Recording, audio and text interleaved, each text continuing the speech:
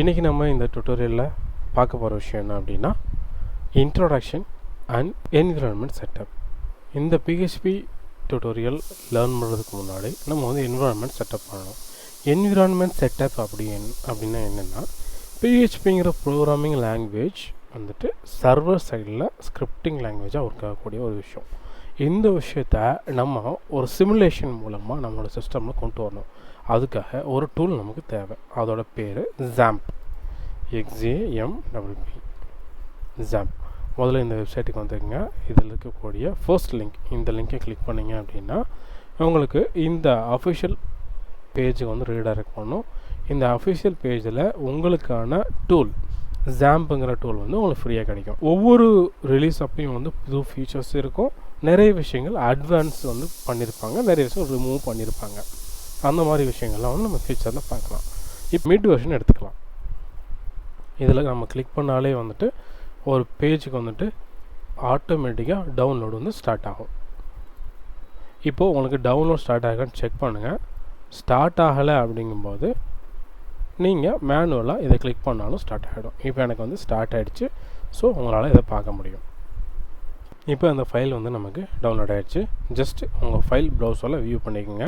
உங்களோட file explorer file கொடுத்தோன்னே உங்களுக்கு இந்த ஃபைல் எக்ஸ்ப்ளோரர் ஓப்பன் ஆகும். நீங்கள் டவுன்லோட் பண்ண XAMPP இன்ஸ்டாலர் ஃபைல் இருக்கும். ஜஸ்ட் டபுள் கிளிக் பண்ணுங்கள். டபுள் கிளிக் பண்ணிவிட்டு எஸ் கொடுங்க.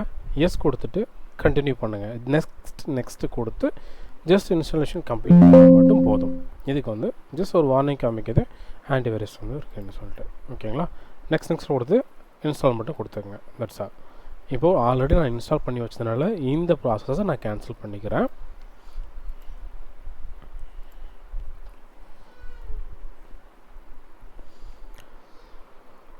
உங்களோட ஸ்டார்ட் மெனுவில் போய்ட்டு XAMPPன்னு சர்ச் பண்ணிங்க அப்படின்னா XAMPPோட கண்ட்ரோல் பேனல் உங்களுக்கு வரும். இந்த கண்ட்ரோல் பேனல் இப்படி தான் இருக்கும். ஃபஸ்ட்டு எதுவுமே ஸ்டார்ட்டாக இருக்காது. நீங்கள் மேனுவலாக அப்பாச்சியும் தென் MySQL ஸ்டார்ட் பண்ணணும். அப்பாச்சிங்கிறது சர்வர், MySQL வந்து DB சர்வர், டேட்டாபேஸ் சர்வர். ஓகேங்களா? இப்போது அப்பாச்சி நான் ஸ்டார்ட் பண்ணுறேன். இது வந்து இந்த இடத்துல க்ரீன் கலரில் மார்க் ஆகும். மார்க் ஆகிட்டு அது வந்து ஸ்டார்ட் ஆகும். இப்போ என்னோடய சர்வர் வந்து ஸ்டார்ட் ஆகிடுச்சு. தென் நான் MySQL ஸ்டார்ட் கொடுக்குறேன். என்னோடய MySQL சர்வரும் ஸ்டார்ட் ஆகிடுச்சு. இது வித்தின் செகண்ட்ஸ்குள்ளே நடந்துடும். XAMPPோட ஃபோல்டர் ஸ்ட்ரக்சரை ஃபஸ்ட்டு எக்ஸ்பிளைன் பண்ணுறேன். அதுக்கு நீங்கள் முதல்ல உங்களோட ஃபைல் எக்ஸ்ப்ளோரரில் ஓப்பன் பண்ணிக்கோங்க. இதில் திஸ் பிசியில் போயிட்டு உங்களோட C ஃபோல்டர் நீங்கள் எங்கே இன்ஸ்டால் பண்ணுறீங்களோ அந்த ஒரு டிஸ்க் ஓப்பன் பண்ணிக்கோங்க. இதில் XAMPP HDDocs.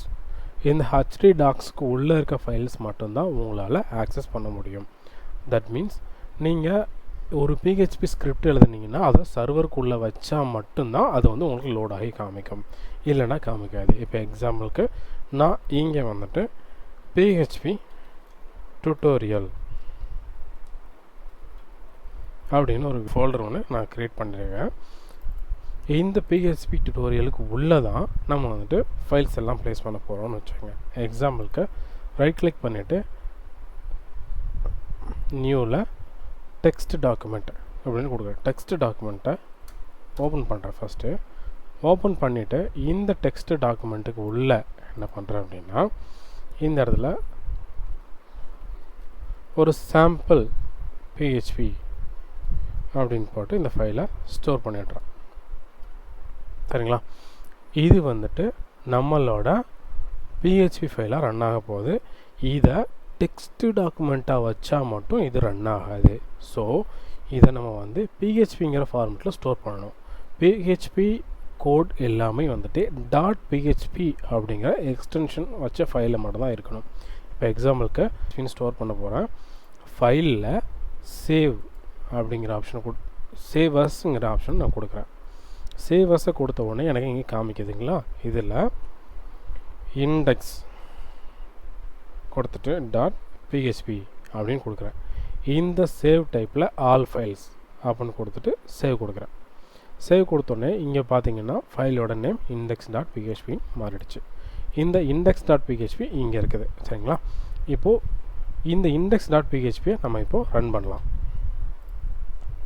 இதில் நியூ டேப் ஒன்று ஓப்பன் பண்ணியிருக்கேன். Local host PHP tutorial.